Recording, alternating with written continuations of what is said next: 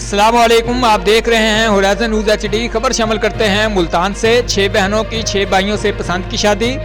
मुल्तान में 6 बहनों ने एक साथ 6 भाइयों से पसंद की शादी रचा ली।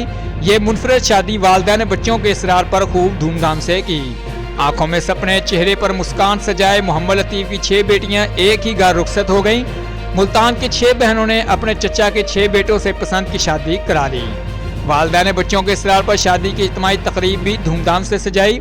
दुल्हन अनम का कहना है कि हम 6 बहनें हैं, हमारी शादी एक साथ हो रही है और हम खुश हैं। दुल्हा शकील ने खुशी के इस मौका पर कहा कि एक जॉइंट फैमिली बन रही है, जबकि साजिद का कहना है कि सब भाई एक ही घर में रहते हैं। दुल्हा शफीक मुस्तकबिल में भाइयों में इत्तफाक के लिए दुआगो हैं। शादी के इस पुरमसरत मौका पर ज़हूर बख्श अपने 6 बेटों की एक साथ शादी देखकर बेहद खुश दिखाई देते हैं। उनका कहना है कि हमेशा शादी की इज्तिमाई तकरीब करते हैं, इस बार भी बड़ों के फैसले पर कायम है, गैर जरूरी अखराजात से भी बच जाते हैं। अजीज़ो कारब ने नई जिंदगी के आगाज पर जोड़ों को अपनी दुआ में बड़ी धूमधाम से रुखसत किया।